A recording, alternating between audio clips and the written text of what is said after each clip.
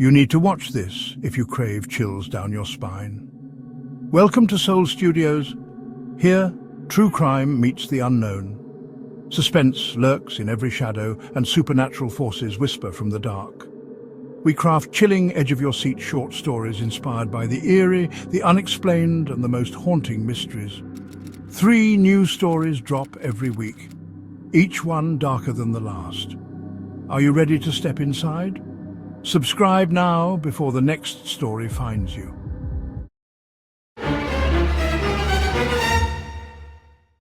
In the summer of 1974, skeptical UCLA psychology student Stephen volunteers for what he thinks will be a routine investigation of reported paranormal activity. But when he enters Martha Carver's small, rundown home in Culver City, reality quickly shatters into a living nightmare. Martha claims something invisible and malevolent stalks her family, something capable of violence far beyond the physical realm. Soon, Stephen himself is confronted by horrifying phenomena: sudden temperature drops, unexplained voices, and invisible attacks captured by terrifying photographic evidence. What begins as skepticism becomes a fight for survival against an entity that defies explanation and reason. What lurks unseen behind ordinary walls? And once it chooses you, can you ever truly escape? Subscribe now and hit the notification bell to experience this terrifying encounter. And remember, sometimes the truth is far darker than fiction.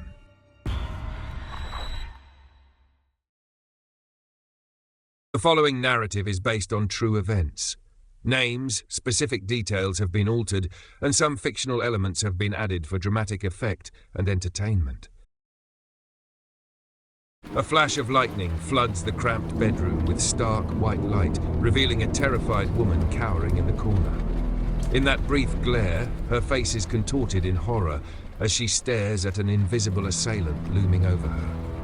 It's 1974 in a condemned house on Braddock Drive, Culver City, and something unspeakable is happening. Martha Carver's scream ricochets off the peeling walls. I lunge forward to help her, but wham! An unseen force slams into me. Pain explodes in my ribs as I hit the floorboards. For an instant, everything blurs. I scramble up, heart pounding in my ears, only to freeze at a guttural sound rising from the emptiness. Another jagged burst of lightning silhouettes a nightmarish scene. Martha is being yanked by her hair, lifted by something no one can see. She thrashes in midair, eyes wild with agony, fingers grasping at nothing. A putrid stench of rot floods the room, turning my stomach. This can't be real. It can't be. "Let her go!" I shout, voice cracking with desperation. My plea barely leaves my lips before crash. A lamp shatters against the wall inches from my head. Shards rain down. I shield my face, trembling. In the next flash, I see Martha drop to the floor like a rag doll. She isn't moving. For a heartbeat, the house falls deathly still, save for the drum of rain on the roof and my own ragged breathing. Then, from the blackest corner of the room, comes a single whisper that chills my blood. My name, exhaled by a voice not of this world. Stephen.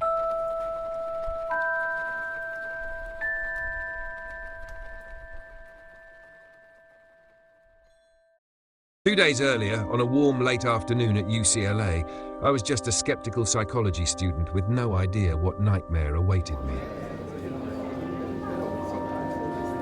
I'd been assisting in Dr. Barry Taft's parapsychology lab for the summer, more interested in earning extra credit than chasing ghosts. That changed when Martha Carver found us. It happened at a bookstore just off campus. I was thumbing through a novel while Dr. Taft and his colleague Kerry Gaynor chatted nearby about ESP and poltergeists. That's when a petite, tired-looking woman approached, her voice thin and trembling. "Sorry, but did I hear you say you study the paranormal?" she asked. Her haunted eyes darted between us. She introduced herself as Martha, a single mother from Culver City, and in a rush of halting words, she begged for our help. Something invisible, she said, was attacking her in her home. I almost didn't believe it, until I noticed yellowing bruises on her arms and the desperation in her face. Skeptical or not, we agreed to investigate that very evening.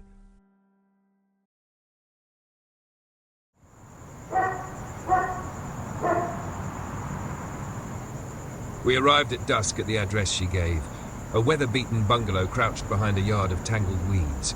The house looked abandoned, windows boarded or cracked, police tape still fluttering on the sagging porch rail. A rancid odor wafted from inside as Martha ushered us in, her 3 young children peeking out fearfully from behind her.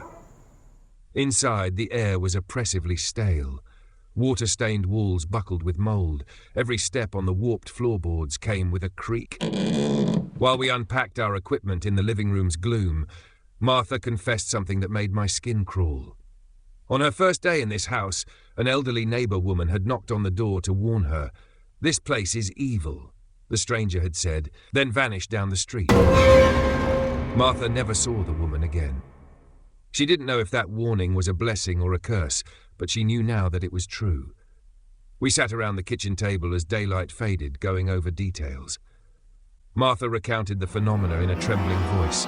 Unseen fists pounding the walls at night, objects flying on their own, disembodied whispers, and worse, how an invisible assailant had pinned her down, leaving bruises in the shape of hands. Her oldest son hovered nearby, jaw clenched. Clearly, he had witnessed more than a child should. I felt a chill that had nothing to do with the temperature. This woman's fear was visceral, and despite my rational mind screaming that this couldn't be real, I felt dread settling in my stomach. When night fell, we set up for our first vigil. We decided to focus on the small master bedroom, where Martha said most attacks happened. Dr. Taff and Gaynor positioned a Polaroid camera on a dresser and a tape recorder on the nightstand. We placed a thermometer on the wall to catch any sudden cold drops and kept a flashlight and lantern handy. Martha insisted on staying in the room with us.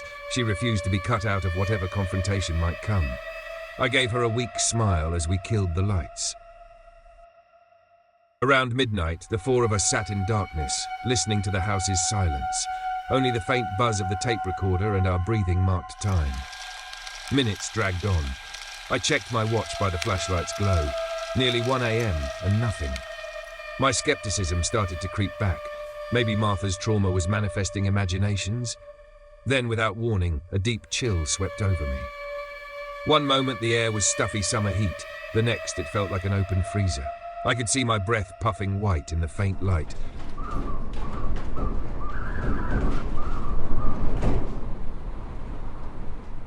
All of us exchanged alarmed looks. The thermometer on the wall plummeted from 75 degrees to 50 degrees in seconds. There was no draft, no reason for it. "Did you feel that?" I whispered. Martha nodded stiffly. In the dark, I heard her suck in a breath, as if she sensed what was coming.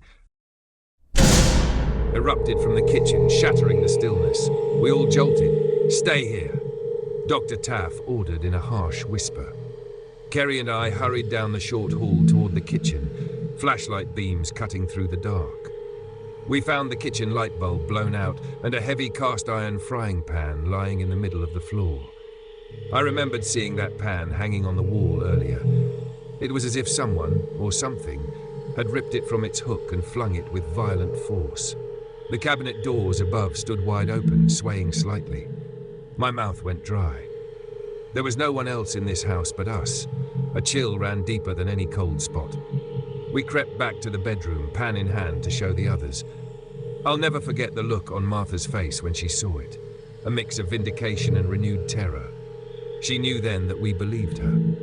We resumed our positions, nerves on edge. Dr. Taff whispered that we should try to communicate, to provoke a response we could document. With a shaky voice, I called out into the room, "We know you're here. What do you want?" Only silence answered. Kerry asked more boldly, "Why are you hurting this family?" Martha, anger sharpening her fear, suddenly yelled into the darkness, "You like to frighten us? Show yourself, you coward." Her defiant shout hung in the air unanswered. For a long moment, nothing. Then a slow, rhythmic pounding began on the walls. The entire room quivered with each heavy thud, as if a giant invisible fist was pounding from inside the plaster. Dust rained from the ceiling with each impact. I jumped to my feet, heart hammering, as the pounding grew faster, coming from every direction at once. "Enough!" Dr. Taff shouted, fumbling for the lamp. As suddenly as it began, the pounding stopped. We were left in a thick, awful silence. In the faint glow of the lantern, I saw Martha crumpled on the bed, hands over her face, quietly sobbing. My own legs felt like jelly. None of us had an explanation. We had only raw, primal fear. At 2 a.m., we decided to stop for the night. We feared pushing the entity further might end in someone getting seriously hurt. Martha was exhausted and shaking, but she managed to thank us as we stepped out into the hall. "You see what I live with," she whispered. I nodded, placing a comforting hand on her shoulder. The truth was, I was terrified to leave her there, but we needed daylight, rest, and a new plan. Outside, the night air felt cool and cleansing as we packed our cars. I cast one last look at the dark windows of that bungalow. For a split second, I thought I saw a faint greenish light flicker behind an upstairs pane. I blinked, and it was gone. I told myself it was just the reflection of a passing car's headlights, but in my gut, I knew better. Determined to help Martha and document the phenomena, we returned the following evening with reinforcements. We brought more cameras and a couple of fellow researchers who wanted to witness the activity, as well as a family friend of Martha's named Lucia who claimed to be a psychic medium. If ever there was a time to draw out the entity, it would be now, with a larger group. By 11 p.m., our team of 7 was crammed into the master bedroom. Every window was blacked out with heavy cloth, and a battery lantern cast dim shadows in the corner. We arranged ourselves around Martha, who sat on the bed bracing herself. Lucia murmured a soft prayer under her breath, rosary beads wrapped around her palm. The tension in the room was thick, suffocating. We were about to confront the unseen terror head-on. At first, we tried a polite approach, calling out to whatever might be present, asking it to show a sign. Only silence. After 20 minutes of nothing, the frustration and fear in the room transformed into boldness. At Dr. Taft's cue, Lucia began chanting a low incantation in Spanish, inviting any spirit to reveal itself. Martha joined in, her voice cracking as she goaded her invisible tormentor. "You've been brave in the dark, scaring children. Come out where we can see you." Each challenge hung in the air, unanswered. I was just about to lose hope when Lucia gasped, pointing. "There," she said, voice barely above a whisper. "In the corner." I followed her gaze to the far corner by the closet and felt my blood run cold. The shadows there were moving, churning as if alive. In the dim light, a misty tendril of fog was coalescing, seeping into the room. It gleamed with a faint, sickly green hue. The mist expanded, swirling into a vaguely human shape. Shoulders, a torso, as if a tall figure were materializing from the ether.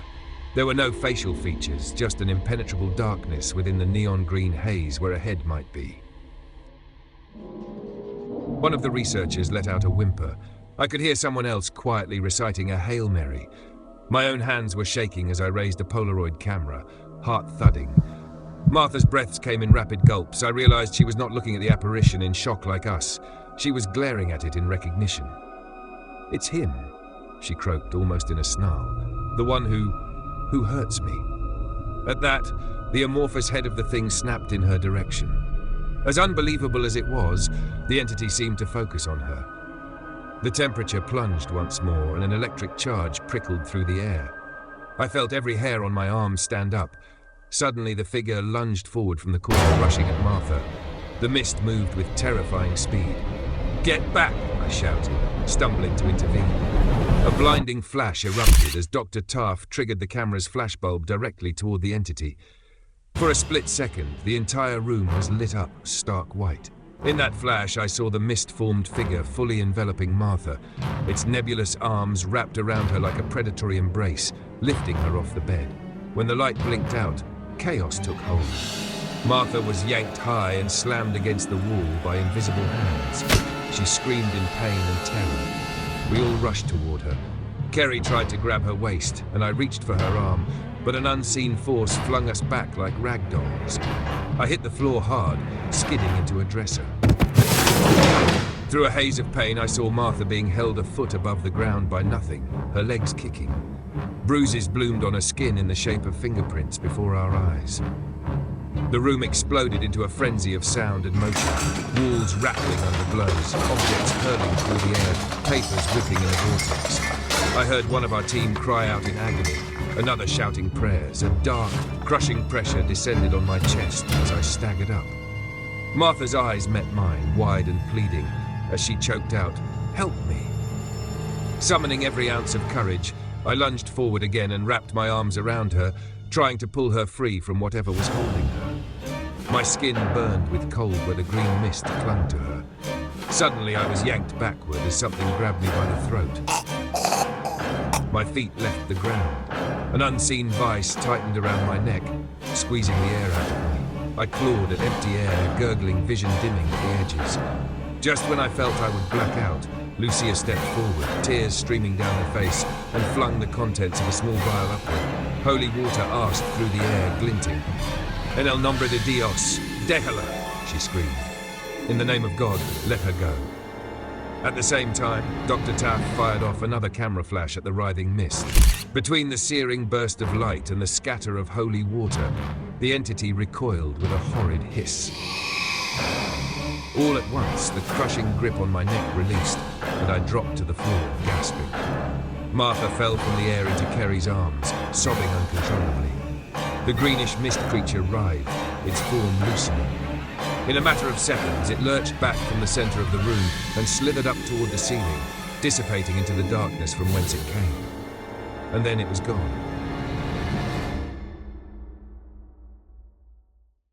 In the heavy quiet that followed, we were left shaking and drenched in cold sweat.